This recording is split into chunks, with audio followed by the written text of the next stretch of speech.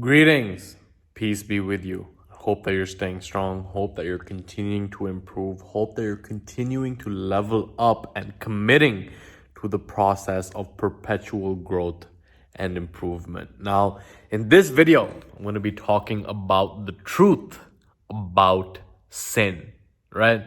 Sin is a topic which is common amongst a lot of the world's religions, right? Whether it's the Abrahamic religions, and there's also some aspect of it in the Eastern traditions, right?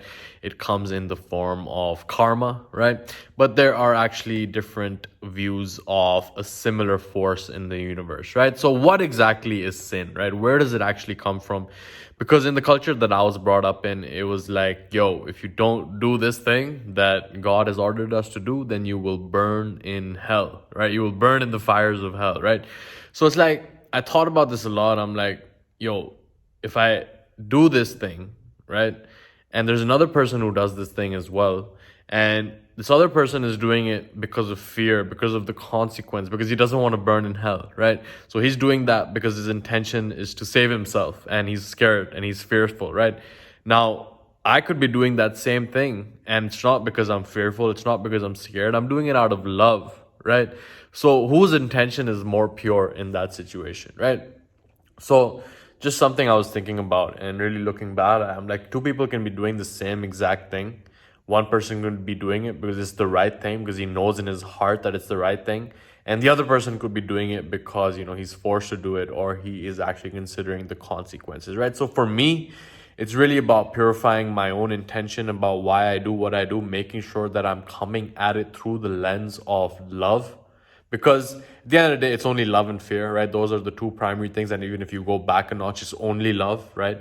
And that's I got confused about that for a while as well. I'm like, yo, how can fear come from love? But it's like when you look at a mother who is saving her son from falling off the roof, she is doing so out of love, right? Her fear is driven out of love. So love is actually the only reality. That is the only thing that's ever real, right? Unconditional love.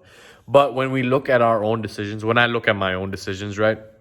It's like I'm either coming at it through the lens of trying to give, right? Coming at it through the lens of that I'm enough and I'm doing this thing right now to actually serve, to actually give, right? Now, the second lens is when I feel like I'm not enough, right? And that is when I'm driven through fear, when I'm driven through the lens of trying to take something else, right? So for me, it's really about getting awareness on my own intention around what I do and why I do it, and making sure that the intention is pure and making sure that it's coming at it through the lens of service, through the lens of giving value, through the lens of reinforcing the reality that I'm enough and that there's nothing that I need to get from inside outside of me, right? So where does this sin come into all of this, right? Because it's something that's talked about in a lot of, like I said, Abrahamic religions first and foremost. So sin is like, what does it truly mean, right? Because it's like sin. If you sin, then you will face the wrath of God and the fury of God and you'll burn in hell, right? But sin, the word actually comes from an archery term, okay? It comes from Hebrew, which simply means missing the mark, right? So Eckhart Tolle has a great one on this. He says that as an archer who misses the mark, so to sin means to miss the mark of human existence, right? So what is the point of human existence? That is what sin is bringing us back to, right? So when we look at it, it's like Maslow has his hierarchy of needs, right? This is a model that has truly stood the test of time because it really captures what us as human beings in our experience seek to accomplish, seek to actually experience in this life, right? So in Maslow's hierarchy of needs, it's like at the very bottom, it's the physiological needs, right? You need the safety, you need the food, you need the water, you need the shelter. Then it's like, you need the love, you need the connection, you need the self-esteem, you need the self-respect. But as you get to the pinnacle of the model at the very top, it is the need to self-actualize, okay? Abraham Maslow said that what one can be, one must be, right? If you have it in you to be something, if you have it in you to be more, then it becomes as essential for your need to breathe, okay? The need to self-actualize becomes as essential as the need to breathe. Now, this is extremely important for us. As I'm looking at a light in the background, I'm like, yo, what's that light going on? I'm just going to check that out. Was that a firefly or something? But when we are not living up to that potential, when there is a gap between how we're showing up in life and how we are capable of showing up in life, then that is what creates the space for regret, disillusionment, and anxiety to seep in, right? That is what we are looking at in the framework of this video as sin, right? Anything that is blocking you from expressing who you are capable of being, right? So the first noble truth of Buddhism is that life is dukkha, right? This is commonly translated as suffering, right?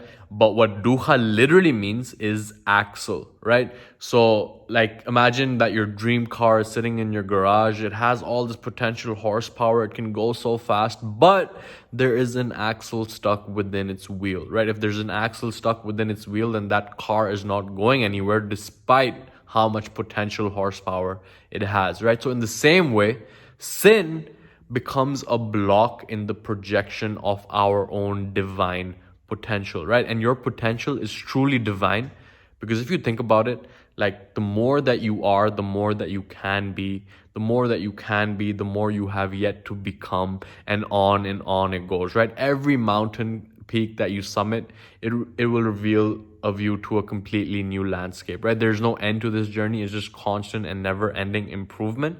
And anything that actually holds you back from that is a sin, right? So the way I look at it at this point in my life, it's not so much that I'm sinning and I'm a sinner and the original sin and I'm going to face the wrath and fury of God and burn in the fires of hell if I don't do something, right? If that's your belief system, then obviously you believe whatever it is that you choose to believe, right? I'm not here trying to make you believe anything, but just sharing my view of things right now. And that's really, even with the law of karma, right? Karma is the law in Hinduism, and it really is about cause and effect, right? So every cause creates an effect, and every effect sets the stage for the next cause, and on it goes, right?